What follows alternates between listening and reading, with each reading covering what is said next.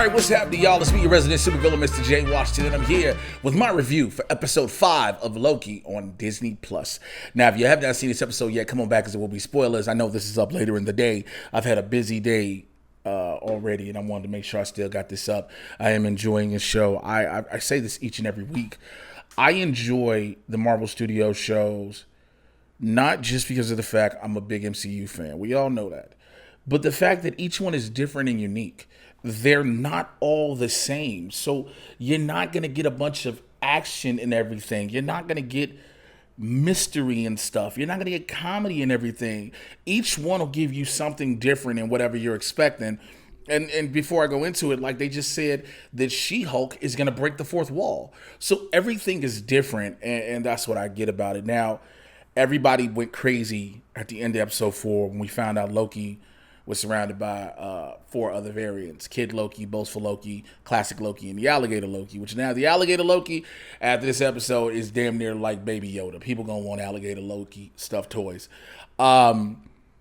This one kicked off because it opened up the door to confirm a few things in which a lot of people thought after episode 4. Like, again, this is what happened. The place where Loki ends up is where everybody ends up after they're pruned. But you find out later in the episode, it's where the entire timeline that has been reset along with the individuals that have been pruned end up. And this, first and foremost, it's a comic book nerd's dream episode. There are so many comic book Easter eggs that you just lose it. We see what might be the Living Tribunal. We see a giant wasp helmet head on the ground. We got Frog Thor. But more importantly, the fucking Thanos copter. Yes, Thanos had a helicopter in the comics at one point, and it is now official MCU canon. Like, you see those little things, those little Easter eggs. It lets you know that Marvel Studios, along with taking their stories from the pages of the comics, they give a lot of respect to the comic book audience. And I say that because everyone who watches these shows or goes see these movies are not direct comic book fans, and that's fine. There's an entire generation who is growing up knowing solely the Marvel Cinematic Universe. There is an entire generation that phase 1 starts everything Marvel for them, and they go all the way up to where we are now. And by the time you see this, and when Black Widow's about to come out, and then go backwards into the actual comic lore. And then when they watch WandaVision, they like, oh, what's up with this Scarlet Witch and the Vision? What's up with House of M, et cetera, all these different things. So this was like a good nod to the comic book fans. I mean, I know a lot of people going back to WandaVision real quick were mad because we didn't get Mephisto. That's just not happening. It just is what it is. But to kick this off, to see that Classic Loki, Boastful Loki, Kid Loki, Alligator Loki have to grab our Loki, and they're being chased by Goliath, a giant cloud energy that looks like a giant turtle, one of the giant turtles almost from the Neverending Story. But Goliath is a major clue to something we all have been kind of, theorizing and believing, and I've even said since episode 1 and 2 when I saw them both, this is about Kang. Kang. It's all about it. Goliath is one of the main enemies. He's the supreme time being. He's a direct enemy of Kang. But I think they may have slightly retconned this because as you see later in the episode, after Loki and Sylvie enchant Goliath, there is an opening of a house in an area with all type of colors and everything. That could be Chronopolis. That could be the home of Kang that Goliath is now being charged with protecting. So, but again, we'll find out in the finale. The fact that you saw that Sylvie, after her battle with Ravonna Renslayer and everything, and she had, Ravonna in the judge chambers, Ravonna setting her up, waiting until the Minutemen come in. She prunes herself to go get Loki. In the process, she is saved by Mobius, who we, again, previous episode, you find out after everybody said, if Loki can be alive after being pruned, so can be Mobius, Owen Wilson's character, and we got him back. And Owen Wilson is taken to see all these Lokis, and then we go back to the Kid Loki's lair, which is a bowling alley, which he's the kingdom, and we see even more variants of Loki. That's where we get our first look at presidential Loki, which we thought it was just going to be our Tom Hiddleston, but it's Tom Hiddleston, but a variant version. And the fact that each Loki is trying to outdo and cut the proverbial throat of the next Loki is amazing. You had a giant battle of the Lokis. Here's the thing. When you see alligator Loki eat President Loki's hand, I was like, well, that was bound to happen. That was bound to happen. One of the biggest things throughout beside the comic book Easter eggs and a lot of things we got, I think, was the fun of this episode. Again, the fun we had seeing all the different Lokis, the variations of Lokis throughout comic book lore. And again, seeing Throg made people extremely happy, even if it was a small little Easter egg. But the fun for everyone who watches and people who are fans of the show and people who are casually watching the show, I think it all pales in comparison to the fun that Richard E. Grant was having playing classic Loki. You can tell he is having a ball, because at one point when you have Sylvie and Loki trying to set themselves up to enchant Alioth, you see classic Loki making his own version of using his sorcery and magic to remake Asgard. So it tricks Alioth and it distracts him. And you can just see the way Richard E. Grant is acting and going through the motions. And you see how much fun he's having. That's things with a lot of TV and film. And again, as someone who has been in many TV shows and film, when the actors that are working on the property, it does not have to always be comic book. It doesn't have to always be action. When the actors are having fun and they are enjoying it, you can see it in the performance. It comes through. And you get that heavily in this. And then right before Alioth finally overtakes classic Loki, the final line he says, "Glorious purpose." Because that's the whole thing about Lokis. We are burdened with glorious purpose. We're burdened with glorious purpose. I think this is the penultimate, by the way. If I'm not mistaken, next week is the last episode.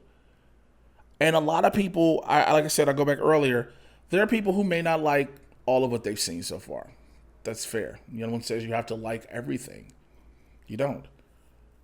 I think I've said this each week, and I will continue to say it. Each show has its own theme, which will apply to the taste of different people for different reasons.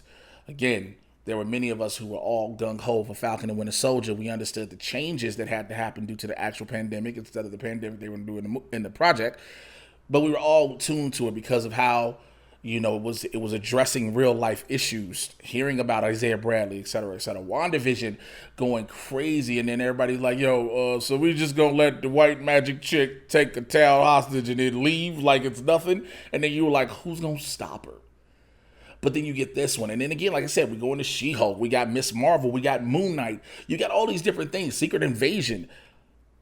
There's something for everybody. But again, the fun that you get to see is happening. Now, I know before in episode 4, I said when Loki got pruned, you're like, oh, this show that they can get rid of Loki and we could move forward with Sylvie. Again, yeah, he came back. We found out the Void is a thing. But does this mean he may actually die at the end of this? Are we going to continue going forth with Sylvie as the new Loki, or she becomes Enchantress? Also, with the Void, you found out the Void isn't, like I said, it's not just a Void. Like I said, it's where every timeline that has been reset, every person has been pruned goes to. So it's creating its own reality that doesn't mess up the sacred timeline, which is how it stayed hidden from the TVA. You also got Ravonna Renslayer, who wants to know what the truth is behind the Timekeepers without openly admitting, having B-15, Hunter B-15 captured, talking to her. I like the fact we got some more Miss Minutes. I'm surprised we didn't get as much Tara Strong in this as I thought. I mean, I would assume at least once an episode we would have had a Miss Minutes reference, but we didn't. This was the first one in a while when we saw in the beginning, when we saw Ravonna trying to set up Sylvie. So, again, there are, I know, again, this is penultimate, and we're looking for this giant build up to this giant climactic thing. And we don't, but that's the thing, we don't know what this climactic thing may be. Again, the belief for me is this goes into Ant-Man Quantumania, as well as feeds into Doctor Strange. But also, here's the thing too. I don't know if this, and I can't recall, so please in the comments let me know. I can't recall if this is the actual time in which Loki was supposed to drop. I say that because remember, COVID moved the timeline and shifted everything around from release dates of not just the films, but the MCU shows. Remember, Black Widow was supposed to be out last year. Then you would have gotten Falcon and Winter Soldier, then WandaVision, Doctor Strange, etc., etc. So I don't know if this is the order. But because of what this is, again, if this is Kang, we know Kang shows back up in Ant-Man Quantumania. And yes, before someone says it in the comments, Jonathan Majors has said that he is not in this. But how many Marvel actors have stated that they are not in projects because they have to? It would only make sense in the grand scheme of things because we're talking time. We see timekeepers. You know about Kang. His whole thing is keeping time straight. I get it. But also, if he's not, I'm not going to be upset. Yes, it feels like a build-up to Kang. It feels like this big build-up to Kang the Conqueror, to see him here, then maybe go forth into Ant-Man Quantumania. But also, we could see Scott Lang. We could see Hope Van Dyne. We could see Janet Van Dyne. We could see any one of them, potentially. Like, maybe the opening isn't Chronopolis. It could be the quantum realm within the timeline or something. We don't know. All these things have to play themselves out. Again, we all can theorize. There can be so many articles. Dear God, sometimes I won't screen rant to stop. But at the end of the day, the show that they've written, Kate Herron, have written is for them. And so I can't wait to see it. But I want to know what you think down below in the comments. As always, please keep the conversation civil, the discourse civil. Like, let's have a real conversation down here. Y'all already know. For people who just joined on with your boy, I tell y'all all the time, I ain't for the bullshit. I'm not. I'm just not. I could either A, go back and forth arguing with you, or B, block the shit out you and just keep it moving and really don't give a fuck. Yeah. People ask, how can you do that? Because it's my shit and I can't. But I'd rather you keep it civil, all right? So, but also, follow me on Twitter and Instagram at Mr. J Washington, MRJAY. You should know how to spell Washington. Make sure you check out Blurs in the Hood every Tuesday and Thursday, 2 p.m. Pacific, 5 p.m. on the East Coast. Myself, Winston A. Marshall. We talk about the world of pop culture, news, sports, entertainment, politics, and a whole lot more from a Blurs perspective, and we are unapologetically black. The Bad Titan podcast is on a small little hiatus because I'm trying to get everything situated. I'm trying to get a permanent co-host because trying to find people, especially during the summertime, is crazy. It is what it is. Holla at y'all later. Take care. Your boy out. Bye.